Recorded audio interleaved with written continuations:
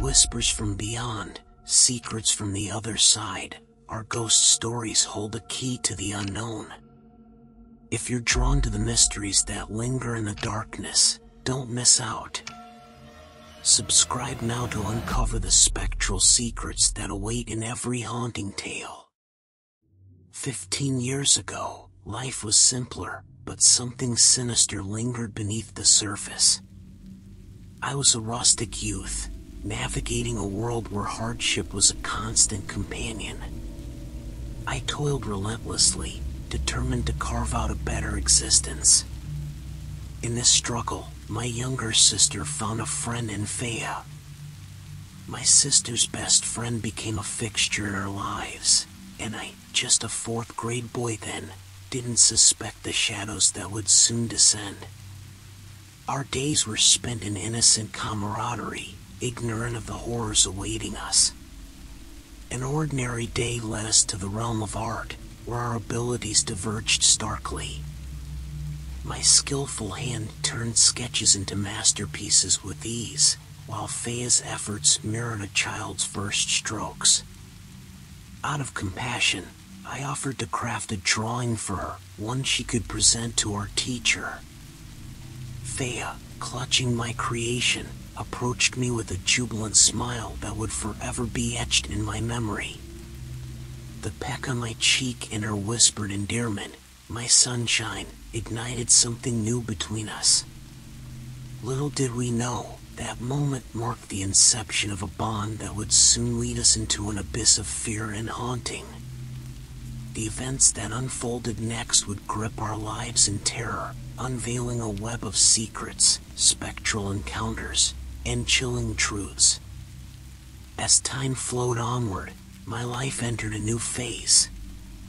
Graduating from 8th grade, I embarked on a journey that would distance me from the familiarity of my hometown. During a semester break, I found myself toiling at my aunt's urban abode, disconnected from the world I once knew. Despite the physical separation, Faya and I maintained our connection through endless calls and conversations, or at least, that's how it began. With each passing day, her presence on the other end of the line grew more scarce, a subtle strangeness that brushed against my consciousness like a ghostly whisper. Then came the unexpected call, beckoning me to Faya's residence. An intrigue lay beneath the surface, and I walked into her home, only to be met with surprise as she draped herself in a towel. An innocent request to sketch her led me into unfamiliar territory. Oblivious to the unspoken undercurrents, I started drawing as she wished. From there, our connection grew, morphing into a romantic relationship. Yet, Faya's hidden turmoil persisted like a shadow, its weight unseen but deeply felt. One fateful night, she reached out to me, a plea shrouded in mystery. I hopped onto my motorcycle, following her instructions to a remote hut. Its eerie elevation greeted us, a stark contrast to the romantic setting I anticipated. Something was amiss, a palpable loneliness clung to the air, smothering the potential for warmth. Within the hut's confines, Faya's behavior bewildered me further. She approached me, a kiss accompanied by tears as if she clung to an unseen desperation. My arms enveloped her, offering solace amidst the unsettling atmosphere. The minutes ticked by, but the oppressive ambience persisted. Eventually, Faya urged me to depart. Unease lingered long after I left the hut, and questions swirled in my mind. The events of that night felt like pieces of a puzzle, fragments that refused to fit together. Little did I know that these enigmatic occurrences were mere prologue to a tale darker and more chilling than I could have ever imagined. The world seemed to crumble in the wake of that haunting night. Faya's presence, once an anchor, was now an enigma slipping through my fingers. Days turned into weeks, and her absence grew more ominous. The start of the semester came, and yet Fea remained nowhere to be seen. I embarked on a frantic search, racing to her home, only to find it empty, devoid of life and answers. It was then that fate thrust a chilling revelation upon me. A friend, a bearer of unsettling tidings, approached me, voice trembling with shock. The words pierced through the air, leaving me frozen in disbelief. Fea hanged herself? The words hung heavy, a dreadful confirmation of the dread that had been gnawing at my thoughts. It was a conversation overheard, a whisper that turned my world upside down. Without a second thought, I abandoned all reason and raced towards my motorcycle, a desperate need to uncover the truth driving me forward. As the engine roared to life, a thought invaded my mind, a gnawing suspicion that demanded action. I retraced my steps, hurtling back to that hut that had become a nexus of strange occurrences. The scene that greeted me shattered any semblance of reality. The room was a tableau of horror, wheels scattered on the floor, a nauseating stench filling the air, and a grim concoction of blood and pus tainting the surroundings. The shock rendered me immobile, but a determination surged within me, fueled by desperation. With trembling hands, I reached out, touching the congealed mess, a bizarre plea escaping my lips. If Fea lingers, show yourself to me. The air remained stagnant, a chilling silence enveloping the hut. But then, a sound cut through the stillness, a car's engine, drawing near and stopping outside the very cottage that harbored this macabre scene. The police had arrived, their presence adding an eerie layer to the already macabre scene. Anger laced the officer's words as he berated us for being in such a place where death had left its chilling mark.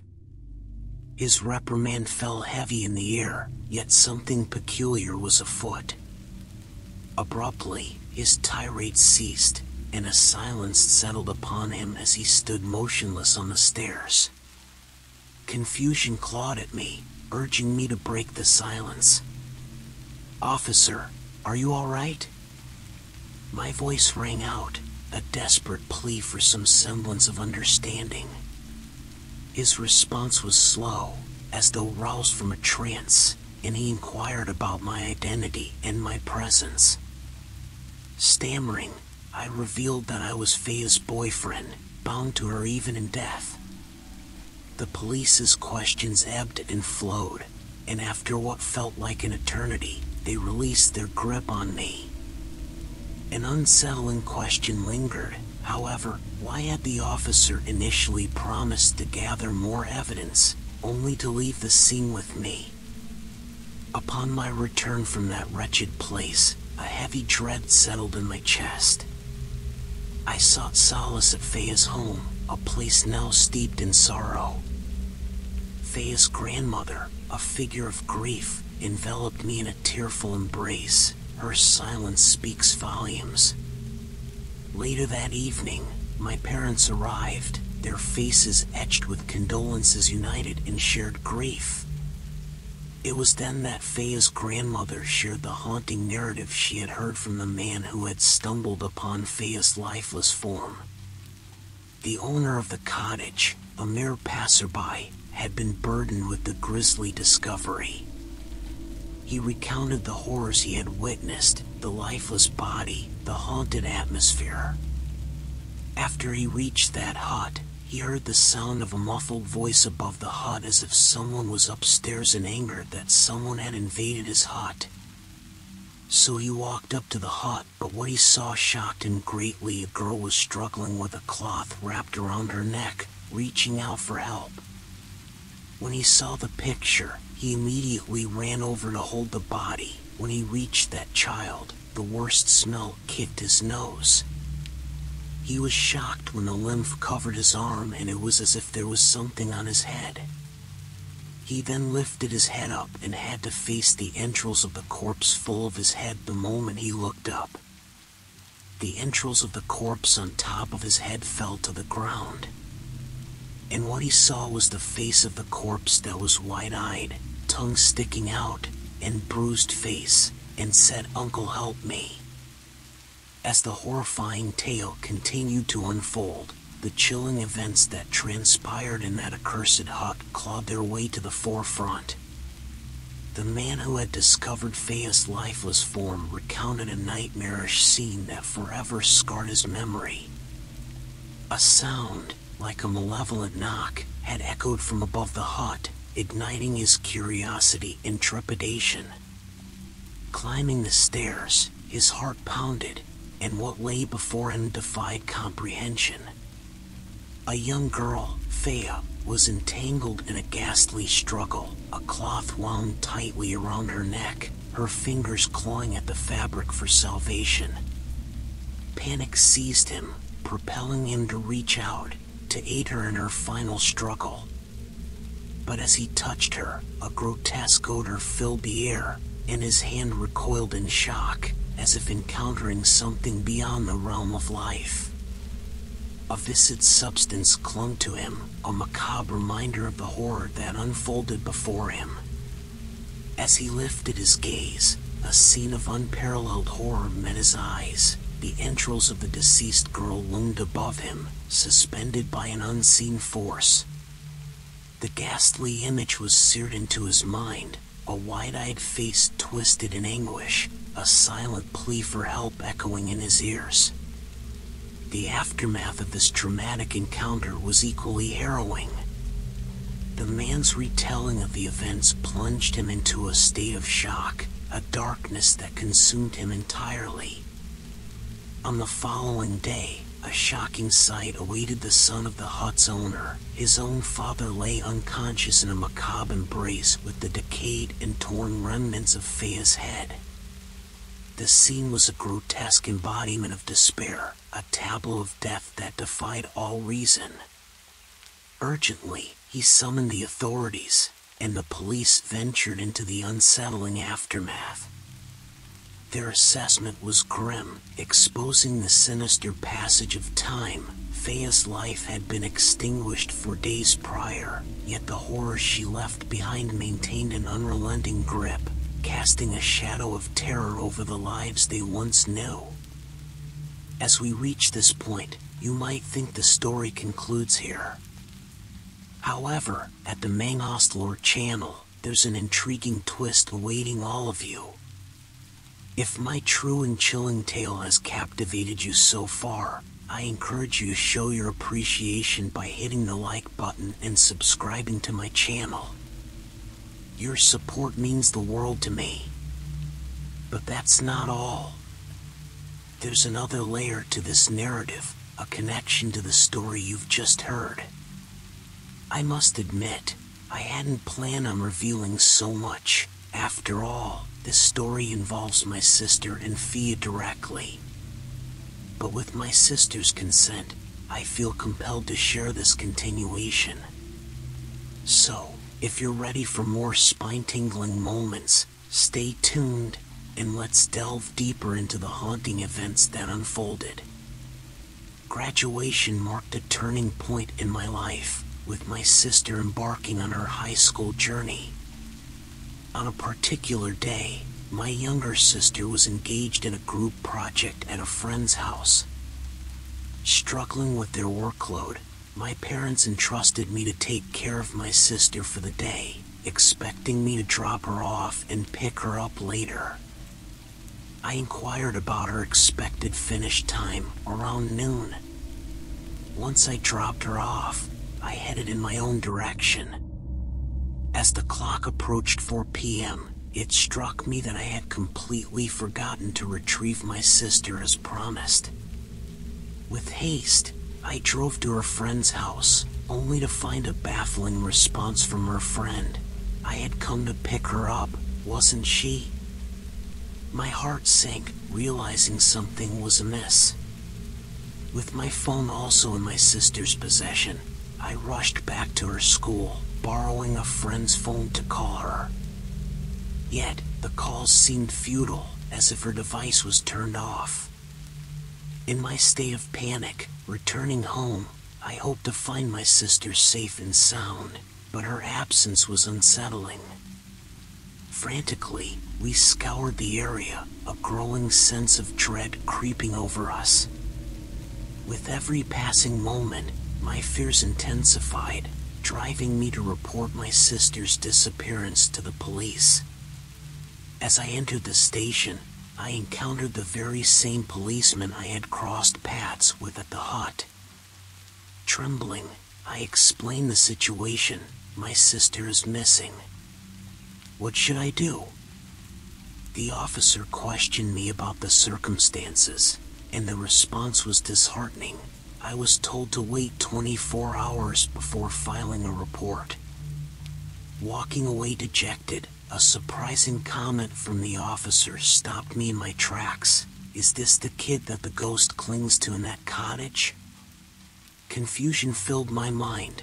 Where did this ghostly connection come from?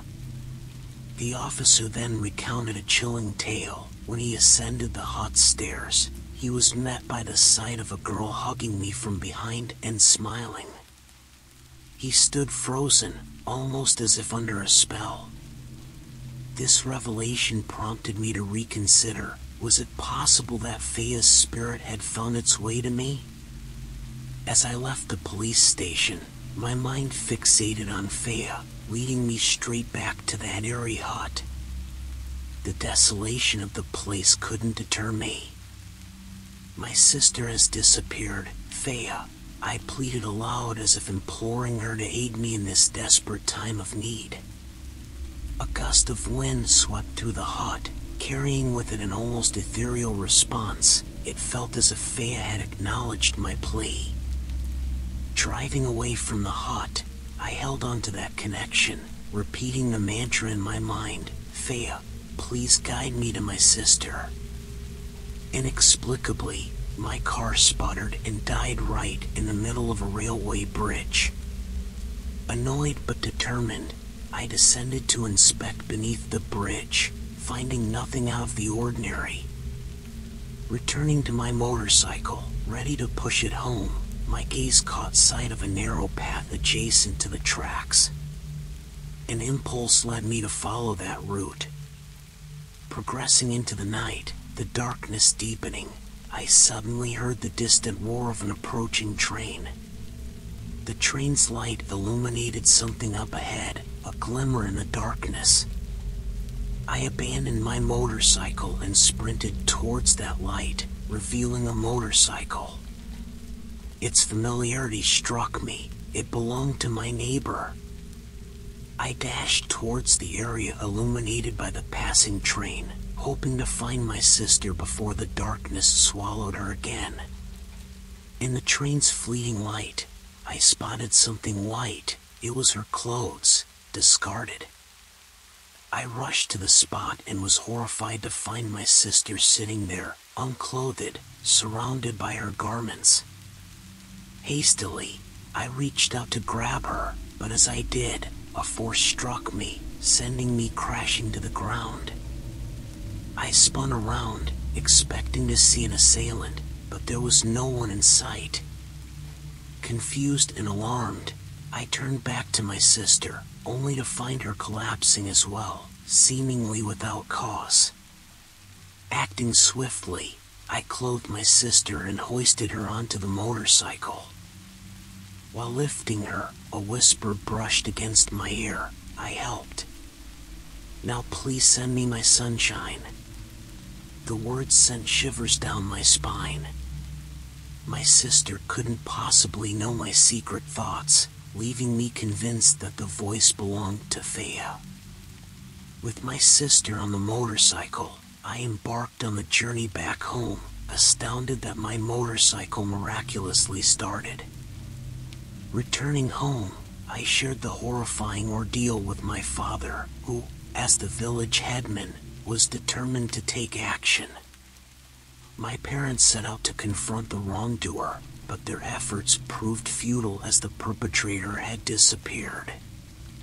Guided by my intuition, I urged my father to search near the railroad tracks. There, he eventually stumbled upon the perpetrator, who lay prone on the ground, hands clasped in an eerie gesture of reverence. Turning the perpetrator over, my father found his mouth filled with blood, and his tongue was nowhere to be found. Attempts to rouse him proved fruitless. The man had seemingly lost his sanity. With the search complete, I rode the motorcycle to Faye's house. As I arrived, I silently conveyed my message to Faye. I have already sent you. Soon after, Faye's grandmother emerged, questioning our presence. I responded with a heartfelt proclamation, "It's me." I proceeded to recount the entire tale to her. In response, Faye's grandmother offered a heartfelt suggestion. Since Faye had come, she should live with her grandmother. After a considerable amount of time had passed, my sister finally opened up to me about the harrowing events she had endured. She had encountered the culprit while on her way to buy supplies for her group project. They exchanged numbers, mine included, and he offered to give her a ride to her friend's house. Upon finishing her group work, she waited for me to pick her up, but I was late until around 3 p.m. Seizing the opportunity, the culprit arrived and, posing as my sister's brother, lured her into his vehicle under the guise of offering a ride home. It was then that he drove her to a desolate spot near the railroad tracks, where he committed unspeakable acts against her. My sister struggled fiercely against his overpowering strength, but her efforts were futile against the malevolent intentions of her assailant. Exhausted and overpowered, she found herself on the brink of losing consciousness. In a desperate moment of despair, her blurred vision caught sight of a face that she recognized. It was Faye. Inexplicably, the culprit released his grip and fled into the nearby forest, pursued by an unseen force that my sister perceived. Slowly regaining her senses, my sister remained in a crouched position, hugging her knees in the aftermath of the ordeal, until I finally found her. She also confided in me that she had a recollection of being struck in the back. She believed it was Faye's intervention, a kind of retribution for my failure to protect her friend. As time moved forward, and the world entered the era of COVID, I returned home after an extended period of working in different cities. There, I reunited with an old acquaintance, a senior from my past. We decided to share some drinks and catch up. Unexpectedly, during our conversation, my senior brought up a chilling topic. "Remember the guy who took his own life in the same spot where Faye died?" he asked. I recalled the incident but mentioned that no one really knew the details behind his death or the reasons for it. That's when my senior shared a story, cautioning me that whether I believed it or not was entirely up to me. He proceeded to recount that about a month after Faye's tragic demise, John approached him with a disturbing tale. He revealed that, before the start of the 9th grade, he had voyeuristically watched Faye taking a shower. Later that night, he had sneaked into her house, waited for her to fall asleep, and committed despicable acts against her. That night, Faye's grandmother wasn't at home. John continued, stating that on the eve of the new semester, he visited Faye's home and threatened to reveal the sordid truth of that night. He coerced her into accompanying him to the cottage. As I listened to this revelation, it dawned on me how the pieces fit together. It correlated with Faye's distant behavior and her unusual invitation to the hut that night. All the dots connected, forming a chilling tapestry of events. This revelation finally brought some closure to the question that had haunted me for 15 long years: why Fea had taken her own life. And so, the intricate threads of the past unraveled, unveiling a tapestry woven with darkness and despair. The truth behind Fea's tragic fate and the enigma that shrouded her final moments became painfully clear. The weight of her suffering and the sinister actions of another cast a long shadow over her young life. The revelation provided answers, but it also left a lingering sense of horror and sadness. In the midst of my own reflections, I couldn't help but wonder about the complex interplay of human emotions and the tragic consequences that can arise from them. The story of Fea, my sister, and the disturbing revelation about John stood as a chilling reminder of the darkness that can reside within seemingly ordinary lives. As time moved forward, the memories of that haunting experience remained etched in my mind, a testament to the inexplicable twists of fate, the fragility of innocence, and the enduring power of a story that would forever remind me of the chilling depths that can exist within the human audience for tuning in. Your support and enthusiasm mean the world to us. Remember to like, subscribe, and hit that notification bell to stay updated on our latest content. Until next time, keep spreading positivity and embracing creativity. Stay amazing, and we'll see you soon.